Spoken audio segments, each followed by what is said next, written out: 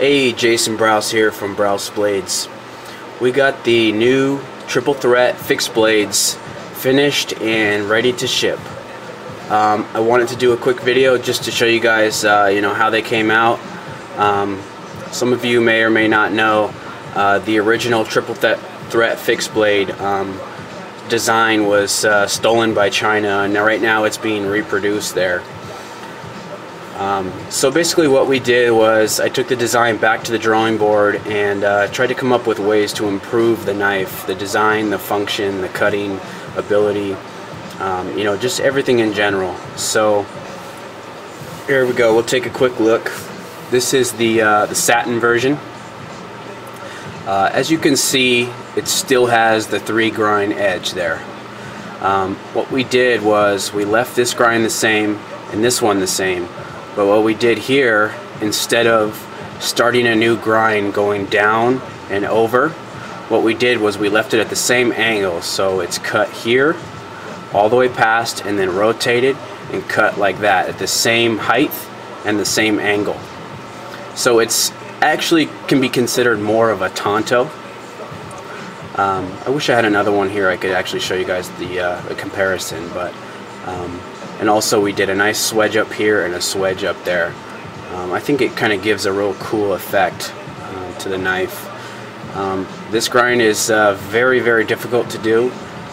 It's not only hard to do, but it's hard to match it perfectly on the back side. But here you can get a pretty good idea that they came out pretty damn nice. The steel is D2 tool steel, of course. And the handle material is black G10, and as you can see, we stuck with the maze pattern. We went with a little smaller end mill, cutting the design, and we went a little shallower. And what this does is it gives you a really nice grip, but it's not too grippy. It's not really. It doesn't catch on anything. All it's meant to do is give you a nice feel for when it's in your hand. If you've never held a triple threat in your hand, it's unbelievable the way this thing feels. It's got 2 choils for the index finger and the pinky, and the other 2 just fit in there perfectly. You can monkey fist it and it feels great. You can kind of choke up a little bit, get a little better action here. You can see this part as it drops down, it just fits perfectly in your hand. You got plenty of jimping here on the top, which gives you really great grip. This thing will never ever slip out of your hand.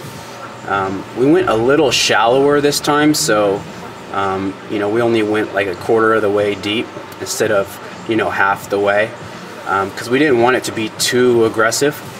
And then we hit it with Scotch-Brite, a couple different Scotch-Brite wheels, and we just kind of smooth it out a little bit so it's not too rough, but it still gives you enough grip to really feel the traction there. We also changed the screws up a little bit. As you can see, they're kind of like chain bolt screws, because another change that we made that I forgot to mention was the thickness of the blade. The original ones were 1/4 inch thick. These are 3/16. So now they make the edge a lot thinner, and this thing just cuts unbelievable. So we basically kind of fixed the cutting geometry, so it cuts really well now. Which is also another reason why we had to change the screws. We couldn't do the same screw on each side and then have a barrel in the middle because it was just too thin. I personally like the way this looks better, but I don't know. We'll see what everyone else thinks. Let's take a quick look at the sheath. Every single one we made comes with a nice Tek-Lok on it. If that's not a bonus, I don't know what is. Tek-Loks, as you guys know, are very, very expensive. They're about between 10 and 15 bucks each. So to have one with a knife that already comes on it, that's ideal. Nice Kydex sheath. We did the Gavco thumb push here. Thank you, Gavco. So instead of having this attached to your belt and having to hold it like that and yank it out, you don't feel good control out of the knife when you yank it and it pops out. But what Gavco figured out, which was genius, is to put a little thumb ramp here. You know, just something that you can just put a little bit of pressure and pop the knife out, and you have ultimate control once the blade leaves the sheath. We got these little rubber keychains we got on them, just a little swag. Take a quick look at the blackout version. Everything is identical except for the coating on there. One thing I didn't mention was that every single one has a serial number.